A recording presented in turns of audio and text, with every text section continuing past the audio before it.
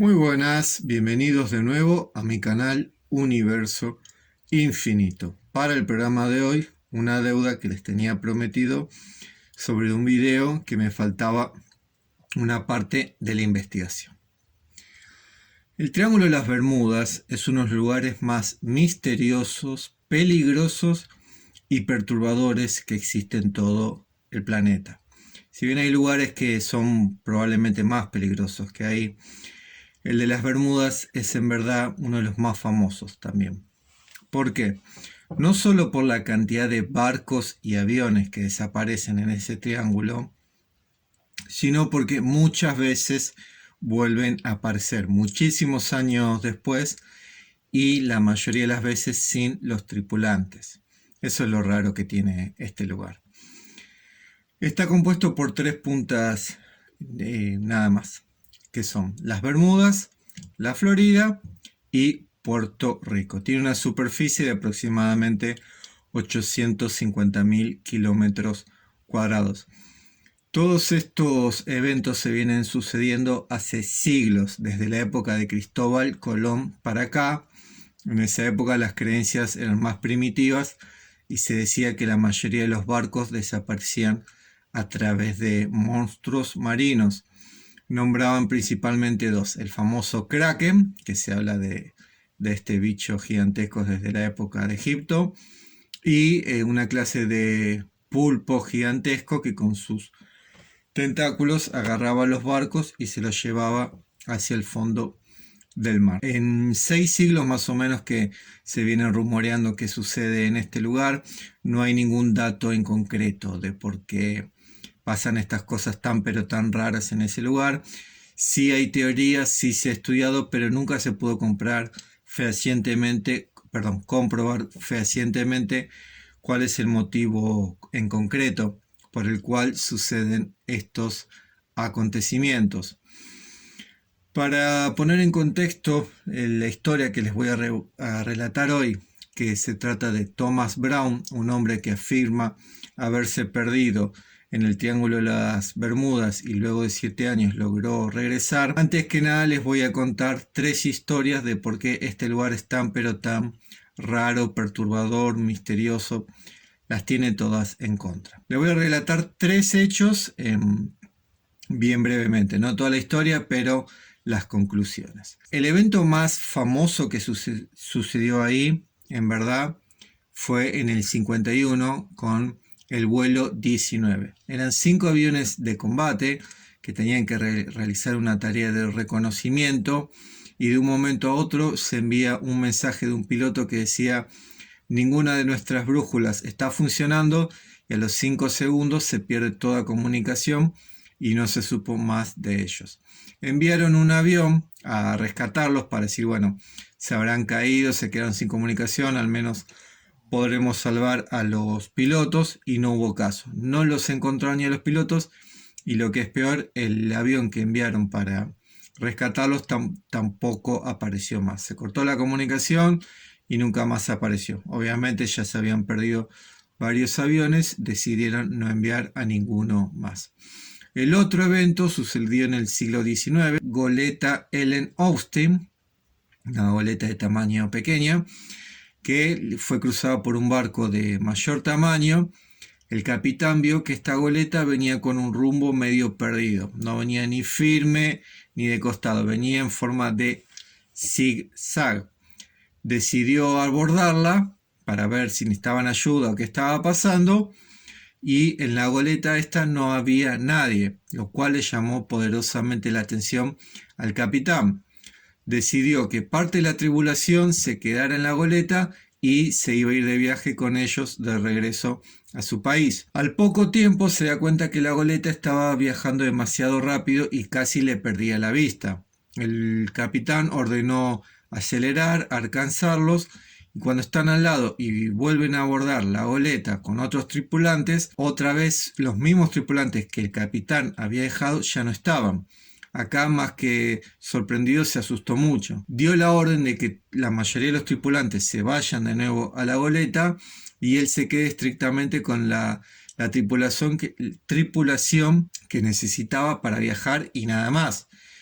Y bueno, sucedió lo mismo, la goleta se empieza a alejar, la vuelve a acercar, pero esta vez, antes de que la puedan abordar, los cruzó una fuerte neblina y cuando la neblina, que duró 10-15 segundos, se desvaneció, la goleta ya tampoco estaba y perdieron tanto a la goleta como a sus tripulantes. Y el caso más reciente, no es, o sea, no es más reciente, pero uno de los más famosos y perturbadores también, tiene que ver con el SS Cotopaxi, que salió de los Estados Unidos, Miami, no, perdón, la Florida, en el año 1925. A los 6 días de zarpar, nunca, pero nunca más se encontró. Y hace 5 años, exactamente en el 2015, apareció el barco sin la tripulación, todo oxidado.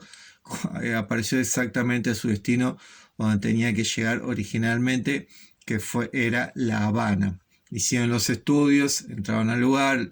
Bueno, la data de carbono decía que efectivamente ese barco tenía por lo menos más de 80 años de antigüedad, y lo que le llamó la atención es que tenía la libreta del capitán en la bitácora en la que él había zarpado un 25 de noviembre y un 1 de diciembre decía: viene todo el rumbo normal, llegaremos en poco tiempo, y es lo último que anotó. Con lo cual es raro porque los capitanes suelen anotar hasta el último detalle de lo que van viendo, porque si desaparecen o les pasa algo, el día de mañana se sabe por qué fue, y bueno, en este no. O sea, estaba todo bien y de un momento para el otro desapareció y nunca más se supo nada durante 90 años. Respecto a las teorías que hay de qué sucede estrictamente en el Triángulo de las Bermudas, hay un montón. Las más primitivas, las que les comenté anteriormente, de la época de Cristóbal Colón. Luego tenemos las teorías más recientes, que son las que planteó la ciencia, los científicos en realidad, cuando estudiaron el asunto. Y ellos proponen básicamente 3 cuestiones. Que la mayoría de los barcos desaparecen por olas gigantescas. Y es verdad que se han captado olas de hasta 60 metros de altura en el Triángulo de las Bermudas. Sin embargo, esto es difícil de creer porque cuando hacen contacto a través de los radios con las torres de control y demás lugares, todos los capitanes, ya sea de barcos o pilotos de aviones, notifican exactamente qué les está sucediendo. Porque, por ejemplo, en el vuelo 19 pudieron comentar que ninguna de las 5 brújulas estaba funcionando. Acá sencillamente de un segundo a otro se pierde control y no pasa nada. Y si la verdad que un capitán, si ve una ola, dice estamos en tal y tal coordenada, si no respondemos el radio en 20 minutos, preocúpense o vengan o manden una misión de rescate. Con lo cual, si bien es verdad que hay olas, difícilmente sea ese el motivo. La más reciente es que hay muchísimos depósitos de gas metano en el océano Atlántico, o sea, donde está situado el Triángulo de las Bermudas. Y cuando estos hacen explosiones, complican mucho la visión y demás cuestiones a los barcos. Esto es verdad también, obviamente, pero no sé hasta qué punto, honestamente, un poco de gas puede hacer que se hundan los barcos o que desaparezcan las comunicaciones. Y a mí me cuesta creerlo también porque las explosiones de gas metano no podrían llegar a una altura para complicar en sí a los aviones. Pero bueno, es lo que dijeron los científicos exactamente el año pasado. Y la otra cuestión que hablan que sucede en el Triángulo de las Bermudas es que hay cierta falla a nivel magnetismo, que eso hace que fallen las brújulas. También es verdad, está comprobado que por momentos no andan bien las brújulas por el eje magnético, pero eso no explica que desaparezcan ni los barcos ni los aviones. Es decir, uno podría no funcionarle la brújula y la mayoría de los capitanes y pilotos conocen prácticamente el recorrido. Es más, muchos seguían a través de la noche siguiendo la estrella polar del sur. Con lo cual, esto estrictamente haría fallar las brújulas, pero no que desaparezcan tanto aviones como barcos. Sí hay que hacer un paréntesis que no ha habido tanta desapariciones de submarinos. Con lo cual, estrictamente lo que mayormente desaparecen ahí son barcos y aviones. Ahora que más o menos tenemos el contexto de qué es lo que sucede en el Triángulo de las Bermudas, les voy a pasar a contar la historia, el relato en normal que les quería hablar estrictamente en este video. Bueno, de quien les voy a hablar hoy en específico es del caso de Thomas Brown, un hombre que afirma que estuvo en una isla perteneciente a la isla, al Triángulo de las Bermudas, y luego de 7 años logró milagrosamente regresar. La historia es la siguiente. Era un 29 de octubre del año 2009. Thomas Brown vivía con su esposa Marta. Ese mismo día tenía una cena muy importante porque luego de haber estado trabajando durante 30 años para una empresa en la que se dedicaba a construir piscinas, decidió ir a pasear un rato en bote, algo que hacía habitualmente, y le dejó una nota escrita a su mujer.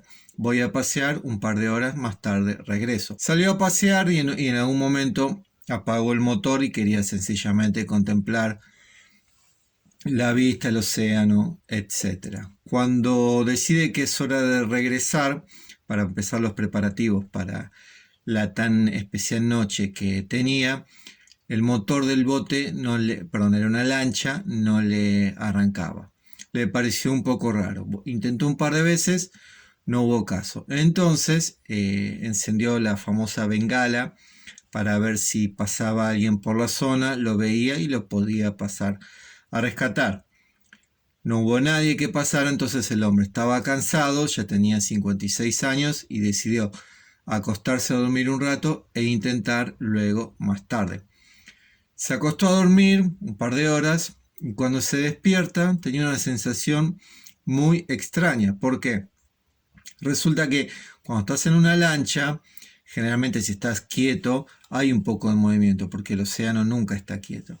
Entonces le pareció que estaba demasiado calmo. Salió de la habitación, de la lancha, y cuando miró quedó choqueado porque estaba en una isla muy verde, muy grande, que él no conocía, y pensó que había sido arrastrado por la corriente del océano ahí, cosa que le pareció raro, que haya dormido tanto tiempo y que la corriente haya sido tan fuerte porque el día estaba muy pero muy calmo. También le llamó mucho la atención que cuando miraba derecho al sol la luz era más penetrante, como que no podía mirar mucho hacia arriba, le costó un tiempo acostumbrarse. En esta isla vio un montón de cosas, pero principalmente le llamaba la atención que había muchísimos buques, barcos y aviones en estado de descomposición, como que si hubiesen estado ahí hace décadas.